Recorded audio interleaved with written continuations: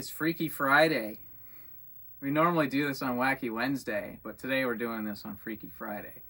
And this time, we dug out a Betamax that has been buried for over a century.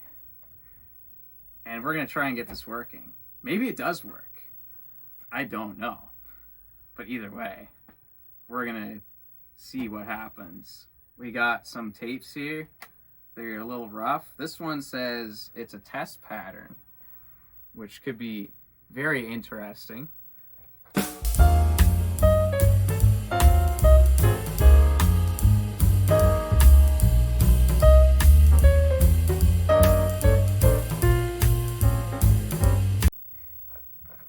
Let's see what other tapes we got here.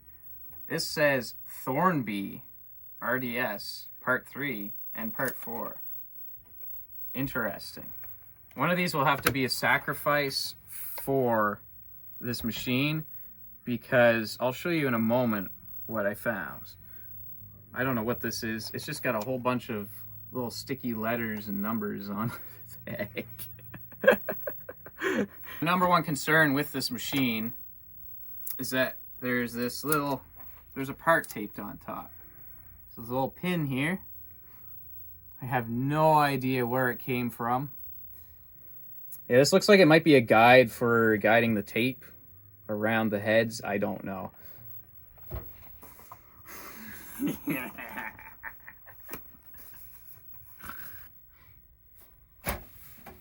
Is there screws to remove? No, there's not. The screws are out of the cover. Who's seen inside of a Betamax? I haven't until now. Take a look. I normally work on VCRs. This is kind of new to me. And like I said, I got that little metal pin. I do not know where it goes. Get a nice close shot of this drum motor right here. This is interesting. He's on a VCR. This whole top portion spins, but on the Betamax, it's got the heads in between two discs. And the heads, just the heads spin. So yeah, you can see the head right in there. And this spins around pretty fast. I don't know the exact RPM, but it spins around nice and fast, and that's what reads your tape for the video. And I believe that this head here is the audio. And then there's a head down here, which is the erase head. This one over here, I believe.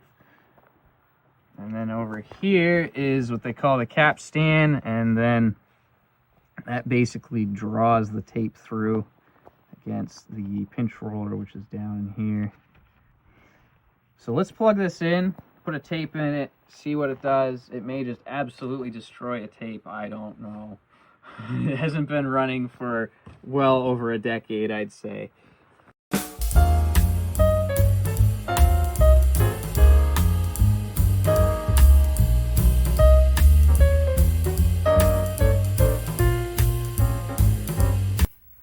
This nice stiff cord drawn out here. We'll see what happens when I just plug it in. I did look at the power supply. The power supply, I don't see any leaking capacitors, so that's a good sign. Well, it's flashing the famous 12 o'clock.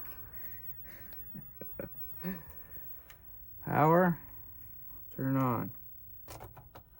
Let's see if the power's on when I put this in here. No, it seems like it's pretty dead. It's not actually turning on. We have found the initial problem for this Betamax. It's got power, but it's in standby mode, and it's not coming out of standby mode. So let's do a little troubleshooting, and then we'll be right back.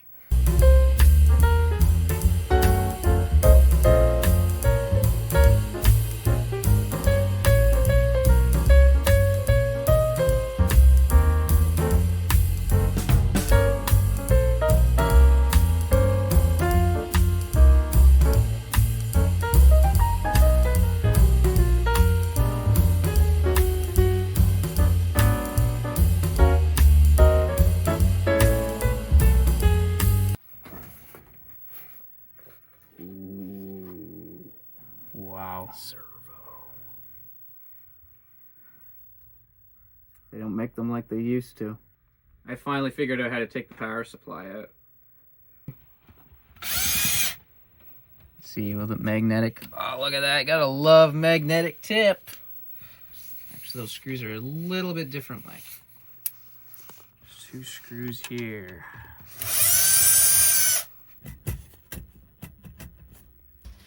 Plug these.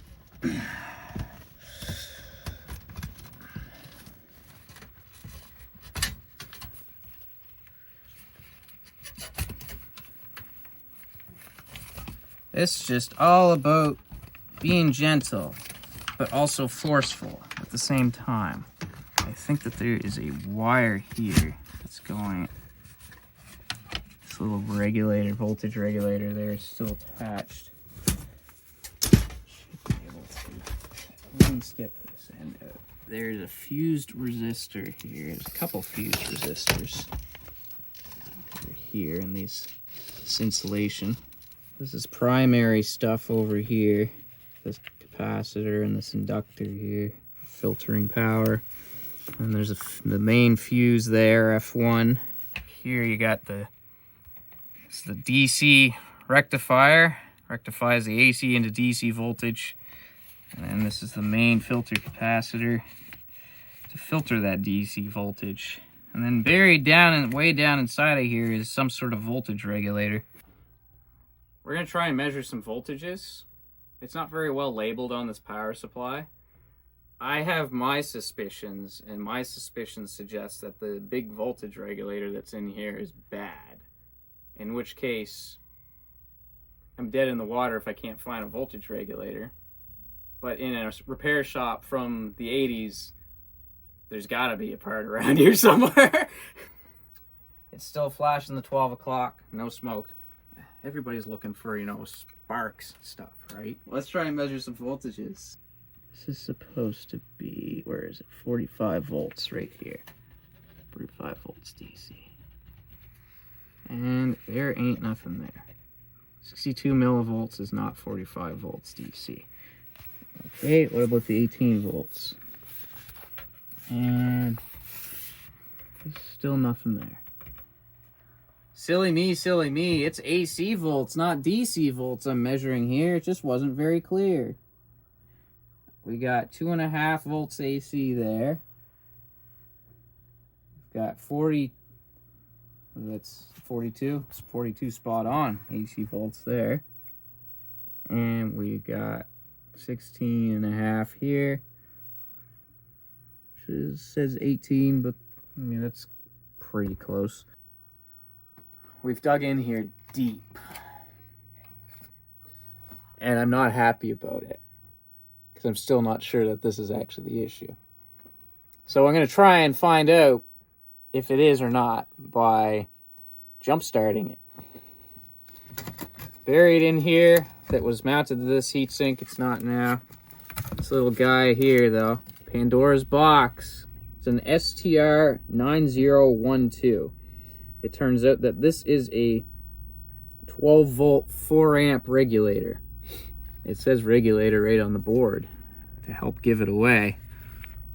And all I'm trying to find out is if this regulator is actually operating, because I have not seen any power come out of it so far. So I'm just going to hook up. This is the power for this section of the power supply. And I see absolutely no voltage there. There's nothing on the meter there for output. Why is there no power? Oh, I see. This is the primary wire right here. It's not easy. This is absolutely jerry-rigged right now. Wait, this is so tricky. Got 15 volts AC now. Good. We've got 19 volts DC. Excellent. Nothing. There's nothing coming out of the regulator. Got power coming in. Yeah, it's got 19 volts coming in. There's 10 volts sitting here. And there's nothing coming out of the regulator. 10 volts sitting on the signal wire here. Is that good or bad? I might have to look at the data sheet. So let's hunt for one, shall we?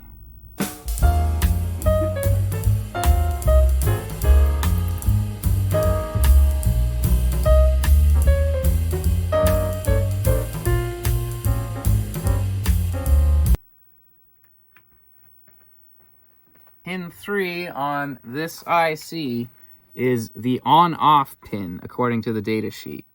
And there's some driving circuitry down here on the board. So I lifted the lead that goes to pin 3, so it should be just open, and I suspect that should just turn the IC on. And I changed the little output capacitor, which is just to prevent the regulator from oscillating. So the last thing we're going to try, if this doesn't, if it doesn't power up, then I'm going to go look for an IC. If it does power up, then we've got the IC's probably good, and there's something else going on. It's going to be much more challenging troubleshoot. There's mechanical stuff here that can cause issues apparently. These parts here can seize up, but this is moving freely. This just operates the mechanism, the basket for bringing the tape in and out. I thought I saw 12 volts there. That looks like 12 volts. Does that look like 12 volts DC to you? Yeah, it's 12 volts DC. So this regulator's fine. This regulator's fine. Interesting. Now it just gets more complicated from here to troubleshoot. When you try to put the tape in, it should, like there's switches over here. I can hear them clicking. I didn't check continuity on them, but I suspect they're probably fine. And when you hit the power, nothing happens either. It just has the clock on the front. So we've troubleshooted the power supply. The power supply appears to be working fine. What's the model on this? This is a Sony. This is an SL model 2300. SL 2300 Sony Betamax. It looks like they're pretty common. I didn't find any. I looked on the web, didn't find any exact information for this issue, but some people have had issues with the mechanism here, like I was describing earlier. This is pretty complicated stuff. Just got a little latch here. What's that? I heard someone.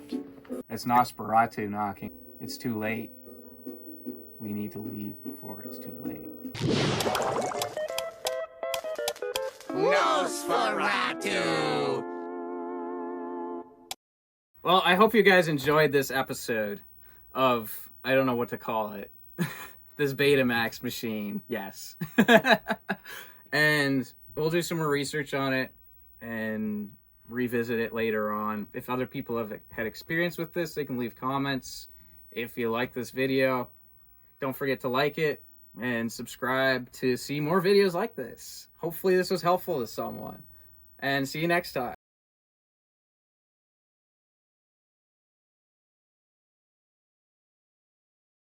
Here he's watching us. The semiconductor.